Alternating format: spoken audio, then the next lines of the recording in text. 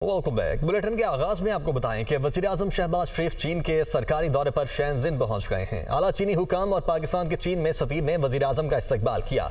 वज़ीर-ए-आज़म से चीनी कम्युनिस्ट पार्टी के शेनजिन के लिए सेक्रेटरी मुलाकात करेंगे। वज़ीर-ए-आज़म शहबाज शरीफ कल पाक चाइना बिजनेस फोरम में शिरकत करेंगे। वज़ीर-ए-आज़म शहबाज शरीफ चीन के सरकारी दौरे पर शेनजिन पहुंच गए। आला चीनी हुकाम और पाकिस्तान के चीन में सफीर ने वज़ीर-ए-आज़म का इस्तकबाल किया। वज़ीर-ए-आज़म से चीनी कम्युनिस्ट पार्टी के शेनजिन के लिए सेक्रेटरी मुलाकात करेंगे। वज़ीर-ए-आज़म शहबाज शरीफ कल पाक चाइना बिजनेस फोरम में शिरकत भी करेंगे। हुकूमत ने बजट पेश करने की तारीख तब्दील कर दी। वफाकी बजट 12 जून को पेश किया जाएगा। वज़ीर मुमलिकत बराए ख़जाना बजट पेश करने की तारीख को वज़ीर-ए-आज़म के दौरे की वजह से तब्दील किया गया है। ज़राए की जानिब से ये पता लगा है। वज़ीर-ए-आज़म की वापसी पर कौमी इक़्तिसादी काउंसिल का इजलास 10 जून को होगा। इसी हवाले से मुदस्सिर अली राना हमारे साथ मौजूद हैं इस्लामाबाद से। मुदस्सिर, तारीख चेंज कर दी गई, अब 10 जून को इजलास होगा और क्या मज़ीद डिटेल्स होंगी इस बजट की? जी, आइंदा माली साल 2024-25 के बजट को प्रेजेंट करने के लिए अब तक 3 दफ़ा तारीख तब्दील कर दी गई है, जिसकी वजह से एक खासा हिजान की सूरत हाल पैदा होती हुई नज़र आ रही है। लेकिन आज वज़ीर मुमलिकत बराए ख़जाना अली परवेज़ मलिक से मेरी बातचीत हुई है और उनकी जानिब से ये बताया गया है कि अब बजट आइंदा माली साल के लिए 12 जून को पेश किया जाएगा। 10 जून को नेशनल इकनॉमिक कौंसिल का इजलास होगा और 11 जून को रवा माली साल का जो इकनॉमिक सर्वे है वो पेश किया जाएगा। क्योंकि वज़ीर-ए-आज़म शहबाज शरीफ के दौरे चीन के बाइस ये तारीखों में तब्दीली की गई है।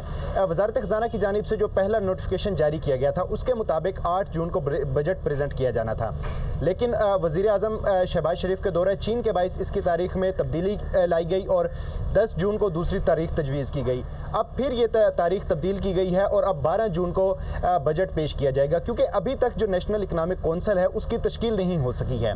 वज़ीर-ए-आज़म जब चीन के दौरे से वापस आएंगे तो वो नेशनल इकनॉमिक कौंसिल तश्कील देंगे और उसके बाद सदर पाकिस्तान को सिफारिश करेंगे उसकी मंजूरी के लिए। सदर पाकिस्तान की मंजूरी के बाद बाकायदा तौर पर कैबिनेट डिवीजन से इसका नोटिफिकेशन जारी होगा। जो इसका क्राइटेरिया है नेशनल इकनॉमिक कौंसिल का, उसमें चारों सूबों के वज़राए आला, वज़ीर-ए-आज़म आज़ाद AJK और गिलगित बल्तिस्तान के वज़ीर आला शामिल होंगे। इसके अलावा चारों सूबों के वज़ीर ख़ज़ाना भी इसके बलिहाज़ ओहदा नेशनल इकनॉमिक कौंसिल के मेंबर होते हैं।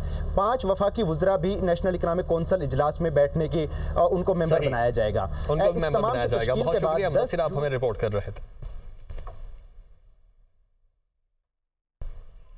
जस्टिस बाबर सत्तार के खिलाफ सोशल मीडिया मुहिम और फैमिली का डाटा लीक करने पर तौहीन अदालत का मामला। इस्लामाबाद हाई कोर्ट के 3 रुकनी बेंच ने गुज़श्ता समात का तहरीरी हुक्मनामा जारी कर दिया। Justice Mohsin Akhtar Kayani, justice Tariq Mahmood Jahangiri, justice Sardar Ejaz Ishaq Khan bench में शामिल हैं।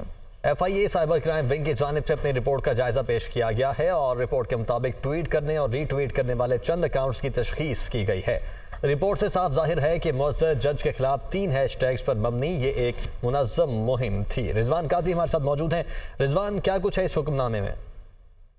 जी, इस्लामाबाद हाई कोर्ट ने जो है जस्टिस बाबर सत्तार के खिलाफ सोशल मीडिया मुहिम पर जो समात तौहीन अदालत की कार्रवाई थी उसकी समात का तहरीरी हुक्मनामा जारी कर दिया है और उस हुक्मनामा में अदालत का ये कहना है कि FIA साइबर क्राइम विंग की जानिब से अपनी रिपोर्ट का जायजा पेश किया। रिपोर्ट के मुताबिक ट्वीट करने और रीट्वीट करने वाले चंद अकाउंट की तशखीस की गई है। रिपोर्ट से साफ जाहिर है कि मुअज़्ज़र जज के खिलाफ 3 जो है हैशटैग्स पर मबनी ये एक मुनज़्ज़म मुहिम थी। FIA हुकाम के मुताबिक चंद मज़ीद अकाउंट से मुतल्लिक़ मालूमात आइंदा समात पर अदालत के सामने रखी जाएंगी। FIA की जानिब से एक्ट इंतजामिया को भी इमरजेंसी डिस्क्लोजर रिक्वेस्ट भेजी गई है। बहुत शुक्रिया रिजवान आपका। भारतीय इलेक्शन की बात करते हैं तो हुक्मरान इत्तेहाद नेशनल डेमोक्रेटिक अलायंस को बड़ा सेटबैक। 2/3 अक्सरियत का मोदी का दावा धरे का धरा रह गया। बीजेपी और इत्तेहादी जमातें 291 सीटों पर आगे गैर हतमी गैर सरकारी नताइज के मुताबिक अपोजिशन इत्तेहाद 233 नशिस्तों पर सबकत लिए हुए है। तो भारतीय इलेक्शन में हुक्मरान इत्तेहाद नेशनल डेमोक्रेटिक अलायंस को बड़ा सेटबैक, 2/3 अक्सरियत का मोदी का दावा धरा का धरा रह गया।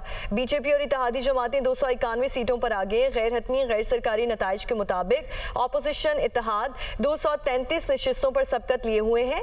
आपको बताएं कि भारतीय इलेक्शन में हुक्मरान इत्तेहाद नेशनल डेमोक्रेटिक अलायंस को बड़ा सेटबैक, 2/3 अक्सरियत का मोदी का दावा धरा का धरा रह गया।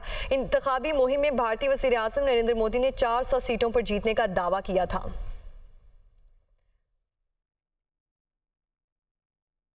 भारतीय आम इंतखाबात में मोदी के बयानी को जिल्लता में शिकस्त। भारतीय आम इंतखाबात का मरहला मुकम्मल, नताइज की रोशनी में नया हुकूमती ढांचा दिखाई देने लगा है।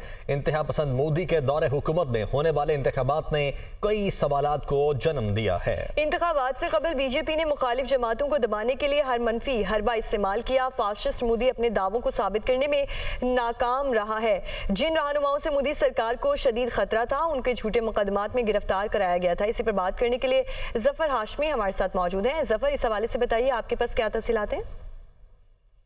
भारत के जो आम इंतखाबात के जो नताइज हैं वो जो हैं वो बड़े मुनफरिद किस्म के नताइज जो हैं वो सामने आ रहे हैं, क्योंकि मोदी ये समझता था कि वो एक बार फिर जो है वो तीसरी मरतबा भारत का वजीर आजम बनने में कामयाब हो जाएगा और 2/3 अक्सरियत जो है और उसकी जमात को और उसकी इत्तेहादी जमातें जो हैं उनको मिलेगी इन इंतखाबात में। लेकिन इस वक्त तक नताइज जो हैं वो ये जाहिर कर रहे हैं कि मोदी अब 2/3 अक्सरियत लेने में तो बिल्कुल किसी सूरत में कामयाब नहीं हो सकता। और आप देखें जब नताइज मुकम्मल होंगे तो क्या सूरत हाल सामने आती है।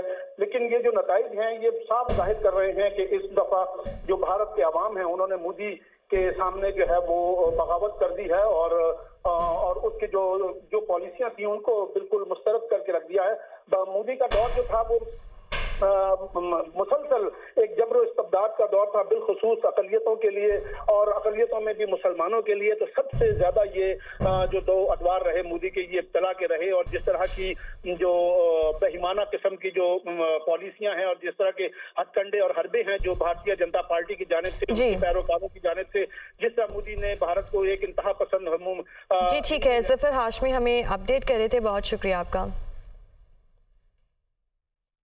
भारत में लोकसभा के इलेक्शन इब्तदाई रुझानात में बीजेपी के लिए बड़ा अपसेट। स्टॉक मार्केट क्रैश कर गई। मुंबई स्टॉक मार्केट में शदीद मंदी, 100 इंडेक्स में 8% की कमी देखने में आई, जबकि ट्रेडिंग के दौरान इंडेक्स में 1982 पॉइंट्स की कमी हुई है। तो इब्तदाई रुझानात में बीजेपी के लिए बड़ा अपसेट है और स्टॉक मार्केट भी क्रैश कर गई है।